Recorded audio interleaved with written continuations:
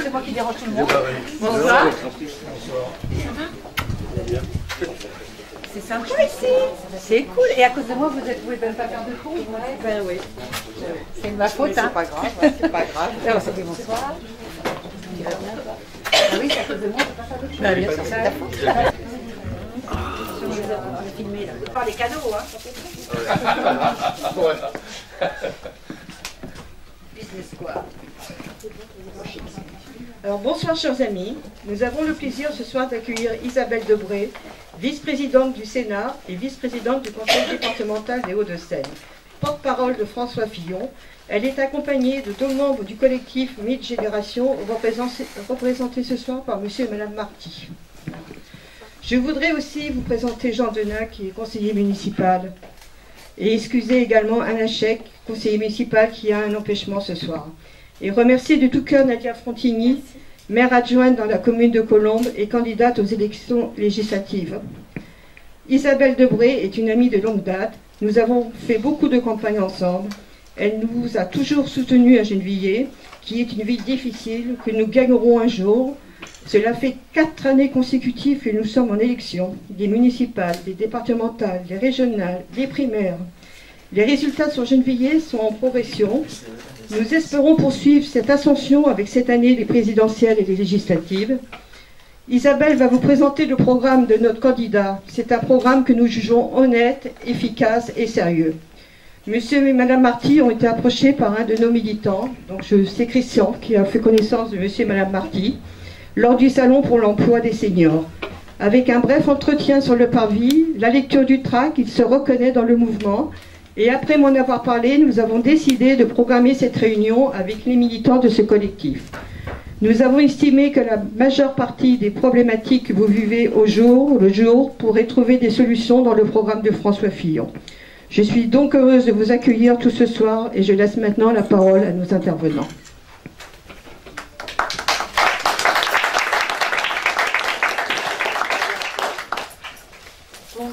Je ne sais pas si on dit bonsoir encore, on a fait tellement beau temps aujourd'hui. À toutes et à tous, merci Nadia de ta présence et je te souhaite plein de choses. Tu comprendras. Merci Jean, merci monsieur et madame Marty et merci à toi chère Jacqueline. C'est vrai que ça fait très longtemps, tu me permettrais d'avoir une petite pensée pour Christian que j'aimais énormément. Et qui de là-haut, je suis sûre, nous surveille et il doit être fier de nous quand même, hein, parce qu'on bosse. Hein, donc, à mon avis, il est fier de nous. Voilà. Alors, je ne suis pas porte-parole hein, de François Fillon, même si j'ai animé une réunion hier, une avant-hier, 3 la semaine dernière. Je n'ai pas le titre de porte-parole parce que, voilà, pour des raisons qui me sont propres. En revanche, c'est vrai que je suis présidente du comité de soutien dans les Hauts-de-Seine, coprésidente, puisque je copréside avec Patrick Devedjian. Et j'ai fait le choix de soutenir François Fillon dès les primaires.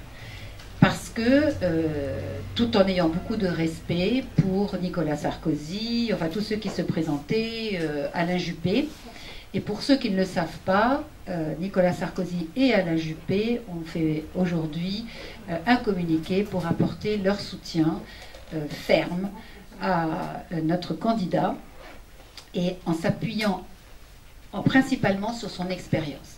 Lorsque l'on voit ce qui s'est passé aujourd'hui en Syrie, est-ce que vous imaginez un autre que François Fillon aller discuter à l'ONU, aller devant M. Trump, devant M. Poutine? Est-ce que vous regardez tous ceux qui se présentent? Pour moi, il n'y en a qu'un. Il n'y en a qu'un qui est capable d'avoir une véritable autorité. Il n'y en a qu'un qui est capable de tenir tête. Il n'y en a qu'un qui a une vraie expérience. Et pour moi, il n'y a pas photo. Quand vous regardez les autres candidats, moi je n'imagine pas les autres, entre autres M. Macron, je n'imagine pas devant M. Trump ou M. Poutine. Je veux dire, on a l'impression qu'ils vont lui faire une pichenette comme ça. Enfin, j'exagère, mais franchement, c'est pas contre la personne, c'est contre le manque d'expérience.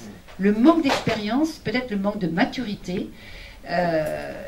Et peut-être que dans 3, 4, 5 ans, il aura pris un peu d'expérience, un petit peu d'épaisseur et d'étoffe. Encore une fois, il n'y a pas de méchanceté dans mes propos, hein, et il faut bien le dire, j'ai beaucoup de défauts, mais je ne suis pas quelqu'un de méchant, je suis quelqu'un de réaliste. Je pense qu'aujourd'hui, le seul qui a l'autorité, qui a l'expérience, c'est François Fillon. De plus, il a un programme qu'il a travaillé pendant des années, je dis bien des années, qui est un programme qui est fondé sur 3 choses qui me sont chères. La liberté, il veut laisser plus de liberté. Je pense que les Français aujourd'hui ont besoin de cette liberté. Lorsque je suis arrivée au Sénat, il y a quelques années, à l'époque, je n'étais pas forcément proche de François Fillon, mais comme je m'occupe du droit du travail, à chaque fois je disais, mais on ne perd jamais à donner plus de liberté. En revanche, si on profite de cette liberté pour dépasser les lignes jaunes, alors là, il faut une sanction très sévère. Mais on a besoin de liberté dans notre pays. On est submergé de normes. Je prends un exemple d'une maison de santé. Vous décidez d'ouvrir une maison de santé, ce qu'on voudrait faire à grande échelle sur la France. Vous voulez ouvrir une maison de santé, vous déposez le projet. Vous savez combien de temps après elle sera ouverte, cette maison de santé? 5 ans.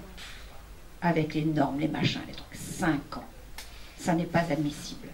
Aujourd'hui, on a besoin de liberté, on a besoin de moins de normes. Et ça, François Fillon est très à cheval là-dessus. Il dit, en France, en plus, on a un chic, hein, même tous les parlementaires, on rajoute des normes aux normes européennes. Mais ça va, on est déjà submergé par les normes européennes, et en plus, on en rajoute. Donc, il n'en veut plus. Donc, la liberté, pour lui, c'est très important. Il veut aussi c'est basé aussi sur l'autorité. Il veut une véritable autorité, un respect de la fonction, bien sûr, de président de la République. Il ne sera pas un président de la République normal, je ne le souhaite pas. Il sera un président de la République à la De Gaulle, quoi. Vous ne voyez pas le général de Gaulle venir à des émissions de télé-réalité, quoi. C'est pas possible. Un président de la République, ça se respecte. Ça doit, comme on disait dans ma fête, on doit tenir son rang, quelle que soit l'échelle à laquelle vous êtes. Lorsque vous êtes médecin, vous avez un rang à tenir. Lorsque vous êtes technicien chez Renault, vous avez un rang à tenir. Lorsque vous êtes président de la République, vous avez un rang à tenir. Quel que soit votre métier, vous avez un rang à tenir. Et bien, un président de la République, il doit tenir son rang. Et aujourd'hui, on a été bien placé pendant 5 ans pour voir qu'on a un président de la République qui est un président normal. Ben non, moi je n'imagine pas le général de Gaulle sur un scooter aller apporter des croissants, une pizza, pardon. Non, franchement, non, c'est pas possible. Donc liberté, autorité, et une troisième chose qui est très importante aussi à mes yeux, c'est le réalisme. C'est le seul aujourd'hui qui parle de la dette. Est-ce que vous trouvez normal qu'il n'y ait pas un seul candidat qui ait parlé de la dette de notre pays? Enfin, c'est quand même ahurissant. C'est ahurissant, 2 000 milliards de dettes. C'est quand même ahurissant que personne n'en parle. Et aujourd'hui, on dit, oh ben non, on va faire le revenu universel, allez, pour tout le monde. Et puis les chômeurs, eh ben écoutez, je crois, je ne sais plus si c'est 3 ou 5 fois, enfin peu importe, vous avez le droit de démissionner, mais vous aurez le chômage. Non mais attendez, on va trouver où l'argent? Qu'est-ce qu'on va laisser à nos enfants, à nos petits-enfants comme dette? Moi, je me bagarre, bien sûr, pour mon candidat, mais ce n'est pas pour mon candidat, c'est pour mes enfants, pour mes petits-enfants. Enfin, c'est ahurissant de voir que les gens, comme ça, ben non, allez hop, on y va, et puis le déficit, oh, c'est pas grave, allez, 3%, ben non, on va faire 5, c'est pas grave, hein. On verra après moi le déluge. C'est complètement ahurissant. Donc voilà, il y a beaucoup de choses que je voudrais vous dire, mais je pense que peut-être le mieux, ça serait ensuite qu'on nous pose des questions, parce que je trouve que c'est plus... Enfin, en général, les réunions que je fais, vous avez souvent des questions. La première a toujours dû revenir, et puis après, il y en a 15 qui arrivent, on n'arrive plus à s'arrêter, donc c'est très bien. Il y a beaucoup de choses, mais je ne sais pas sur... Peut-être aussi une chose sur laquelle je voudrais insister, c'est sur la famille. La famille, vous savez, j'ai un programme d'un autre candidat, d'un de nos adversaires, on va dire, c'est pas en l'occurrence un adversaire. Je n'ai pas vu une seule fois le mot famille dans le programme. Je l'ai cherché, j'ai cherché, ben voilà, j'ai un programme là, voilà. Je n'ai pas trouvé le mot famille, alors peut-être j'ai mal lu, mais je n'ai pas vu. François Fillon est le seul, est celui en tout cas qui parle le plus de la famille. Pour lui, c'est important. Quand on voit ce qui s'est pris dans la figure ces derniers temps, y compris pour sa famille, heureusement qu'il a justement une famille solide autour de lui, parce que je vais vous dire aussi le courage et la ténacité dont il fait preuve. Moi, je ne sais pas comment il fait. Je trouve que c'est là aussi où on voit le roc, la personne qui est vraiment capable de résister, et qui se dit, voilà, j'ai un devoir à accomplir et je vais y aller, je veux travailler pour mon pays. Donc la famille, c'est très important, c'est le socle de notre société. Et à chaque fois qu'il y a des crises, que ce soit des guerres, que ce soit des crises économiques, que ce soit des crises sociales, tout le monde se réfugie dans la famille. C'est quelque chose d'important pour les jeunes aujourd'hui. Et on le voit, vous avez beaucoup de jeunes qui malheureusement ne trouvent pas d'emploi, etc. Où est-ce qu'ils vont? Ils vont chez leurs parents. Ils vont retrouver c'est quand même l'endroit où la sécurité, l'amour, la tendresse, l'affection, la protection. Et François Fillon veut vraiment aussi redonner tout son poids à la famille. Il veut relever, vous le savez, le quotient familial. Il veut remettre l'universalité des allocations familiales. Et pour vous faire sourire un petit peu, il y a une courbe que le président de la République actuelle a réussi à inverser. Une, la courbe de naissance. C'est la seule qu'il a réussi à inverser. Un pays dont la courbe de naissance baisse, c'est un pays qui est vraiment très, très, très mal. Vous savez, c'était Michel Debré, qui était mon beau-père, qui disait il faut faire des enfants sur une grande échelle. Alors Thierry Luron avait dit j'ai essayé, mais je me suis cassé la figure. Bon, ça c'était Thierry Luron. On va se rire un peu. Mais c'est vrai que la politique de la natalité est très importante parce qu'un pays dont la natalité baisse, c'est un pays qui s'appauvrit. Et aujourd'hui, on est dans cette courbe descendante et il faut absolument réagir. Et ça, je crois que François Fillon est le plus à même de protéger la famille, de donner un vrai sens à la famille. Je suis désolée, je n'aime pas trop comparer, mais quand je vois la politique familiale des autres candidats, ça n'est pas la mienne. Pardon, ça n'est pas la mienne du tout. Donc, il faut aussi que notre société soit basée sur la famille, et ça, François Fillon le souhaite énormément. Et enfin, sur les retraites aussi, il faudra être courageux. Il n'est pas normal aujourd'hui que nous soyons à 60 ans. C'est vrai qu'il y a beaucoup de gens qui disent oui, mais j'ai une carrière longue. Si vous avez une carrière longue, à ce moment-là, vous pourrez partir plus tôt. Mais retarder l'âge de la retraite à 65 ans, c'est indispensable. D'ailleurs, le temps de Mitterrand, il y était. Et on vit encore plus longtemps maintenant. Donc ça, c'est important. Et je voudrais tordre le cou à quelque chose avant de vous laisser la parole. C'est... Tout à l'heure, j'en parlais avec une personne qui me dit oui, mais François Fillon veut augmenter le taux de TVA. Oui, mais que sur la TVA à 20%, c'est-à-dire celle pour les écrans plasma, pour tout ce qui est surtout importé en France. Pas sur l'alimentation. Il ne veut pas, bien sûr, sur l'alimentation, sur les qui ne sont pas à 20% d'ailleurs, et tout ce qui est les produits courants. Et pourquoi je vous dis ça ? Un écran plasma qui est à 599 €. On va augmenter la TVA. Lui, il restera à 599 €. Je peux vous garantir que ça n'augmentera pas, parce que les vendeurs savent très bien, les distributeurs savent très bien qu'il y a des prix d'appel qu'on ne touche pas. En revanche, que veut faire M. Macron? Il ne va pas augmenter autant la TVA, d'accord, mais il augmente la CSG. Et la différence, c'est que la CSG, vous la subissez, vous n'avez pas le choix. Si vous n'avez pas envie de vous acheter un nouvel écran plasma, vous ne le faites pas. Mais la CSG, pour les retraités, la CSG, ça va être terrible. Donc ça, il faut vraiment que vous le disiez. Il faut que vous le disiez. Le taux de... Voilà, absolument. Il voulait à 2, il l'a baissé à 7. Donc 1,7% sur vos retraites, c'est beaucoup, c'est énorme. Donc là, il va falloir vraiment que vous disiez que, bien sûr, on augmente la TVA, mais vous aurez le choix, vous n'êtes pas obligé de vous acheter un nouvel écran plasma, une nouvelle BMW ou je ne sais pas quoi. C'est pas du superflu, mais vous aurez le choix et je vais vous dire, les fournisseurs n'augmenteront pas leur prix. On l'a déjà vu sur les taux élevés. Mais en revanche, sur votre baguette de pain, votre beurre ou votre lait, on ne va pas toucher à ça. Voilà, tout ce qui est base, on ne touchera pas. Donc TVA, ce ne sont que pour la TVA haute et c'est donc des produits importés. Donc ce sont les importateurs qui, évidemment, trouveront une possibilité de ne pas augmenter les prix. Voilà, j'ai été déjà très longue, je vais bien sûr vous laisser parler et puis après on répondra bien volontiers à vos questions, parce que je crois que vous allez exposer le programme et je suis très attentive. Merci Isabelle, merci beaucoup.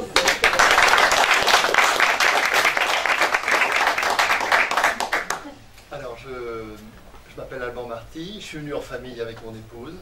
On fait partie de ce qu'on appelle la société civile avec François Fillon, c'est-à-dire qu'on n'a jamais fait de politique avant cette élection. On est complètement en phase avec le programme, le projet de François Fillon. Donc on a rencontré des gens exceptionnels qui ont concocté ce projet.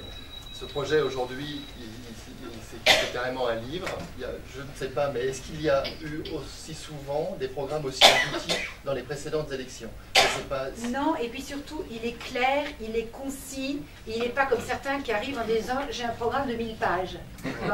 Voilà, c'est un programme qui est très concis, très clair. Et encore une fois, je vous disais tout à l'heure, réalisme. Et je rajouterai pragmatique, c'est-à-dire voilà, avec plein de bon sens. On voit que c'est quelqu'un qui a du bon sens. Et pour gouverner ou pour être un bon parlementaire, je le dis souvent, ça n'est pas la peine, pardon mon cher beau-père, de faire l'ENA ou l'IX centrale. Mais c'est vraiment important aussi d'avoir de l'expérience, ce que je dis souvent, et du bon sens. Et c'est ce qu'a François Fillon. Et donc il a fait appel par exemple à des experts quand il estime qu'il n'a pas... qu'il va pouvoir trouver en dehors des experts sur certains sujets.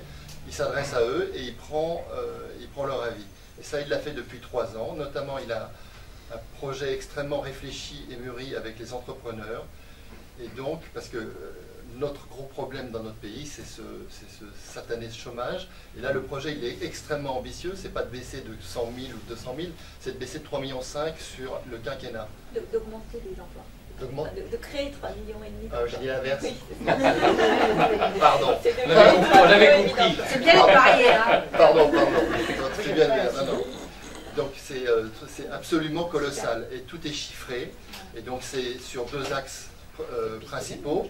C'est sur la flexibilité du travail, la baisse des charges. Ça c'est le premier point. Et c'est pour que les Français puissent réinjecter de l'argent dans les entreprises. Parce qu'aujourd'hui, par rapport à nos voisins allemands, on n'a pas du tout la même structure d'entreprise, de petites entreprises de 50, 200, 500 personnes. On n'a pas ça. Et ça, les Allemands, ils ont. Et ils ont 4% de chômage, alors que nous, on en a 10. Voilà, donc après, quand on vous dit on va vous faire des purges, c'est un programme difficile, non, c'est inexact. Il faut juste prendre en compte la réalité.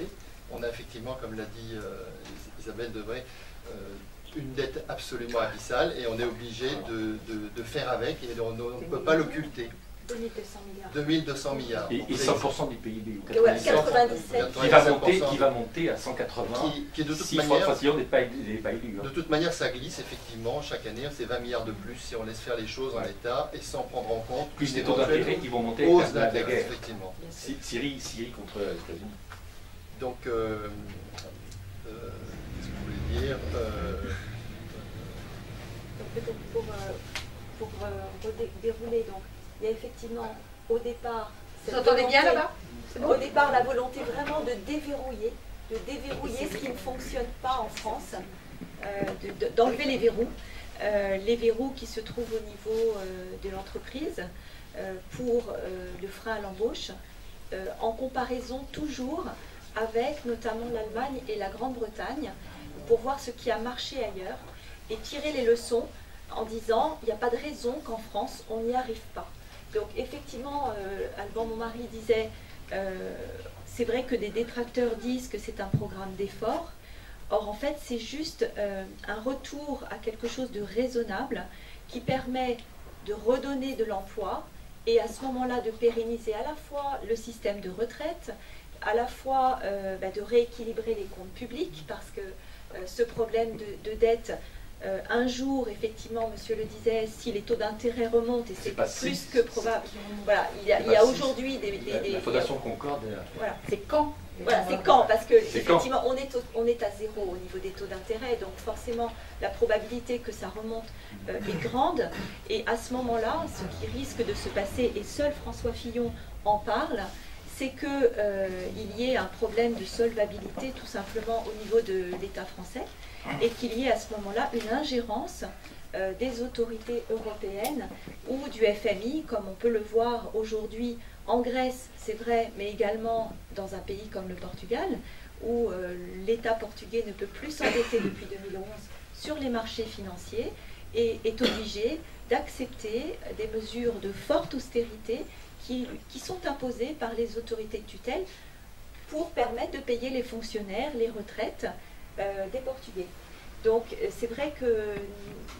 Alors, moi effectivement je suis société civile aussi et je travaille un petit peu sur les marchés financiers Et j'ai tout de suite aussi adhéré dès les primaires au programme de François Fillon que j'ai lu dans son livre qui était Faire, parce que je trouve que c'est quelqu'un qui a un esprit de synthèse absolument incroyable dans tous les domaines, me semble-t-il. Il a bien sûr des connaissances très fouillées sur tous les domaines régaliens, mais sur l'économie, j'ai trouvé quelqu'un de bon sens qui enfin prend en compte tous les paramètres. Nous sommes dans une économie ouverte, avec des partenaires, et nous ne pouvons pas être dans l'utopie de dépenser de l'argent qui effectivement n'est pas là.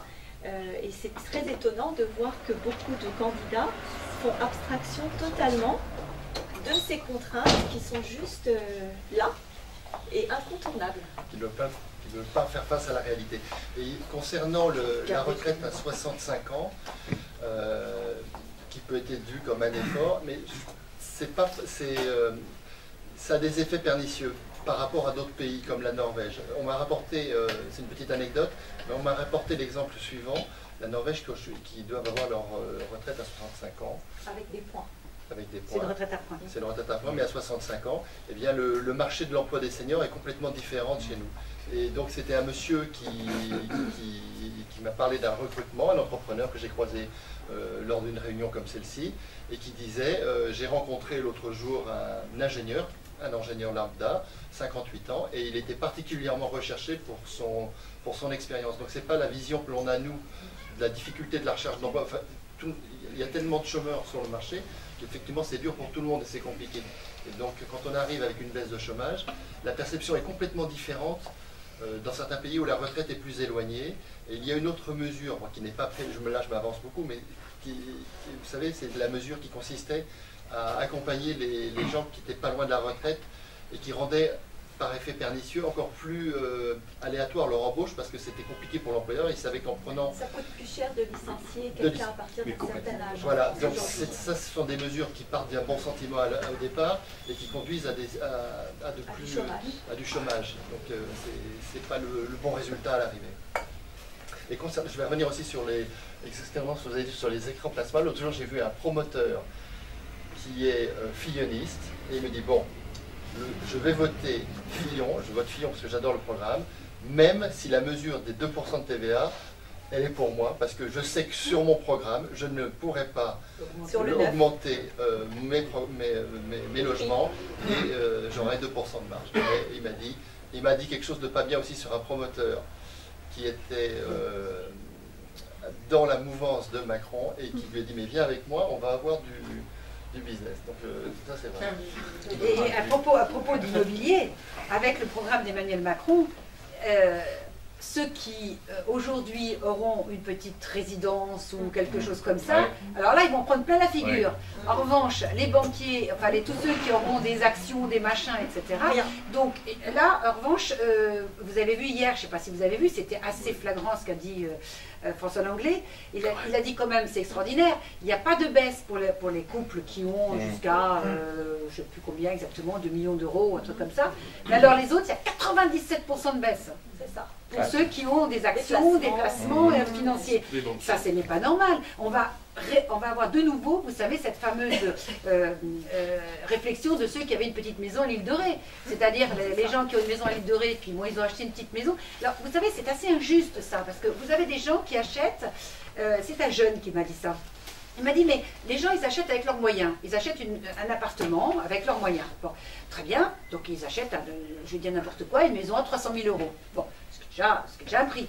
Et puis, tout d'un coup, l'immobilier, zoom, monte énormément. Il se retrouve avec un bien qui, effectivement, vaut très cher. Alors, qu'on taxe à la revente, moi, je veux bien. Mais en revanche, là, il ne va pas gagner mieux sa vie, même si sa maison a doublé ou a triplé. Alors bien sûr qu'il va s'enrichir. Donc à la revente, on peut peut-être voir ce qu'on peut faire éventuellement. Mais vous vous rendez compte, on le taxe sur quelque chose qu'il a acheté très bas et qui a pris de la valeur. Et lui, pendant ce temps-là, son salaire n'a pas forcément augmenté. Il y a un problème d'injustice. Vous voyez, je ne sais pas si je comprends, vous me faites bien comprendre. Et donc, par exemple, un monsieur qui a acheté une maison à l'île de Ré, on prenait souvent cet exemple, bon, il a acheté une petite maison, et puis patatras, tout d'un coup, le terrain à côté devient constructible, zoom, zoom, zoom, ça monte. Mais lui, il est peut-être à la retraite, il n'a pas plus d'argent, il l'avait acheté avec ses petites économies de la retraite, il va se retrouver avec l'ISF plein pot. Ou alors il va être C'est pas obligé normal. de vendre son bien Voilà, pour bien payer sûr. l'impôt. Bien sûr, mais même s'il ne vend pas, il ne peut pas payer. Donc effectivement, il va vendre, ou il va faire je sais pas quoi, ou il va prendre en viager. C'est quand même injuste, alors qu'il avait acheté ça pour sa retraite. Vous voyez? Alors à la limite, le jour où il n'est plus là, fasse une taxation. Je suis pas pour, hein, mais ce serait déjà moins injuste. Tandis que là, boum, il se prend plein la figure et il ne peut pas payer parce qu'il a sa petite retraite. Donc, et là, dans le programme de M. Macron, je suis désolée, mais c'est exactement ce qui se passe. Et ça, c'est ennuyeux. Attends, on va peut-être finir, après on Oui, prendra toutes les questions. j'ai deux petites choses que je veux dire. Là aussi, pour le programme qui est accusé souvent d'être un programme dur et pas social. L'autre jour, je voyais des chiffres. Il y a eu l'augmentation de 25% sur le quinquennat Sarkozy des minimums vieillesse et de 10% pendant le quinquennat de François Et de la Hollande. hache, le minimum vieillesse et de l'allocation adulte handicapé. Les deux ont été augmentés du temps de Nicolas Sarkozy. Là, rien pendant 5 ans. Hein. Rien. Et d'autre part aussi, sous des prétextes de ne pas favoriser des gens qui allaient investir, la mesure du flot au départ a conduit à avoir 170 000 logements de création par an en moins, ce qui met de la pression sur les locations et ce qui renchérit le coût du logement pour tout le monde. Donc ça, c'est encore des mesures. Et la mesure de l'ISF, pourquoi François Fillon souhaite abroger l'ISF? C'est pour que les résidents français puissent à nouveau investir dans l'économie et dans les entreprises. Aujourd'hui, le CAC 40, il est détenu par des fonds souverains étrangers et par des retraités américains. Donc voilà, il faut que de l'argent soit investi. Et puis c'est des gens qui ne prennent pas en compte. C'est des grosses entreprises qui ne vont même pas payer l'impôt complètement en France, qui vont par le biais des filiales. Même nos banques françaises restent encore peu par rapport, c'est à la marge par rapport à ce qu'ils payent, mais utilisent encore le crédit agricole, utilisent encore des paradis fiscaux pour aller... Mais les gens qui ont énormément d'argent, ils s'en vont. Oui. Ils ont les moyens de partir. Regardez le Portugal, ce qu'a fait le Portugal. Ils sont quand même formidables. Ils ont fait quoi, le Portugal? Ils ont dit, écoutez, nous on accueille tous les retraités, et pendant 10 ans, ils ne payent pas d'impôts. Allez voir là-bas le nombre de retraités français qui sont là-bas. C'est pathétique. Or, ces personnes-là qui sont retraitées ou les personnes qui ont un peu d'argent, qu'est-ce qu'ils font en France? Ils consomment, ils créent des emplois. Moi, ça ne me gêne pas qu'il y ait un monsieur qui ait beaucoup d'argent et qu'il ait 3 personnes à son service et puis 3 chauffeurs. Bah, tant mieux, ça fait des jobs. Moi, ça ne me choque pas, je ne suis pas jalouse. Franchement,